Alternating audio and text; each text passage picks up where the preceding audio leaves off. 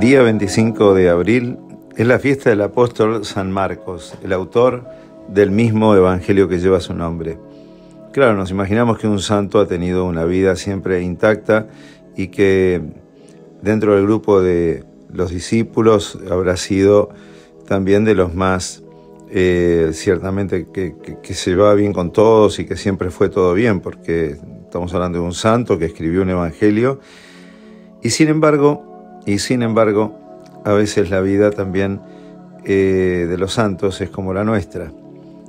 Marcos, ante un episodio que tuvo San Pablo, lo abandonó a Pablo. Y esto logró que Pablo lo rechazara a Marcos. Fue un episodio también y una actitud más de cobardía la que tuvo Marcos. Y esto hizo que Pablo nunca más quisiera saber de él y terminó siendo después secretario de Pedro. Pero voy a esto, ¿no? Me parece que a veces nosotros cuando sentimos que en la vida no fuimos capaces de vivir bien una vida cristiana, nos parece que la santidad ya no es para nosotros. O pensamos que también frente a otros, ¿no? ¿Cómo puede ser santo alguien que ha tenido un traspiés, una cobardía en un momento que tendría que haber dado la vida por alguien? O simplemente algún pecado grave, ¿no? Pues bueno, Marcos pareciera que nos ayuda a mirar esa santidad que es posible después de la caída, que es posible después de las situaciones tal vez o errores que hayamos cometido o circunstancias donde no tomamos el mejor camino o donde tal vez fuimos ocasión incluso para que otros se separaran y discutieran, como fue el caso también de él. Pero vayamos entonces a la vida de Marcos, ¿no? Marcos se dice que nace más o menos en el 5 después de Cristo y muere en el año 68. Fue el primer obispo de la iglesia de Alejandría, la funda él, siendo el autor del evangelio, hombre que le preocupa narrar la historia del Hijo de Dios, como él también lo deja bien claro. Nace en Cirene, en el norte de África, y es conocido como el patrono de abogados, también notarios y cautivos. Era primo de San Bernabé. Y es Bernabé que lo elige para ir con San Pablo. Y así realizaron su primer viaje misionero. Pero durante este viaje es ahí que fueron atracados y asaltados. Y ahí que Marcos se atemoriza y se vuelve para su casa. Pero un tiempo después Marcos vuelve, ¿no? Y se convierte en un secretario y hombre de confianza de San Pedro. Pablo había elegido a Bernabé y había salido con Bernabé para evangelizar, y a causa de este tema de Marcos se separa Pablo también de Bernabé. Como Marcos va a estar al lado de Pedro, va a escuchar todos los sermones de Pedro y va a recordar de Pedro las palabras de Jesús. Marcos es alguien que atentamente comienza a aprender el evangelio de la boca de Pedro.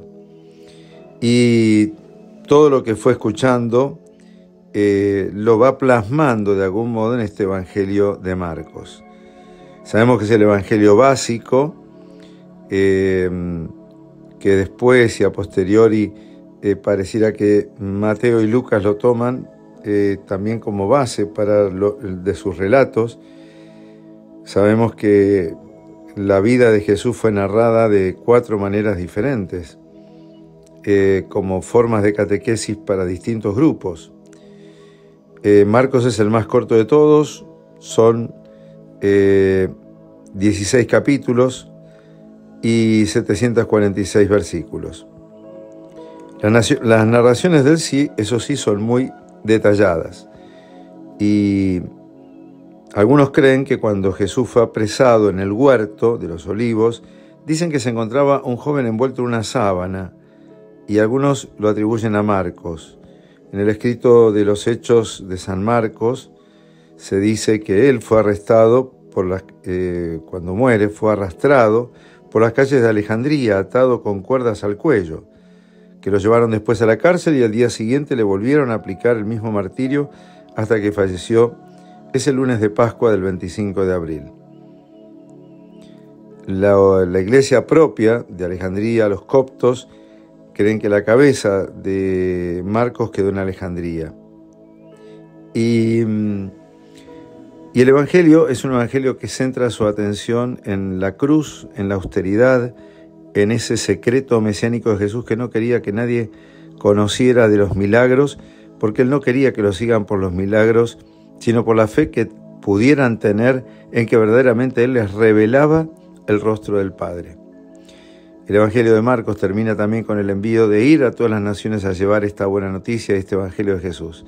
Dios quiera que nos animemos a vivirlo, a pesar de que como Él, seguramente también nosotros tuvimos nuestras cobardías, tuvimos nuestras caídas, tuvimos las circunstancias que seguramente nos parecieran desacreditar o nos hemos dividido, hemos discutido, pero la fuerza del Evangelio siempre es más grande que cualquier caída que podamos haber tenido.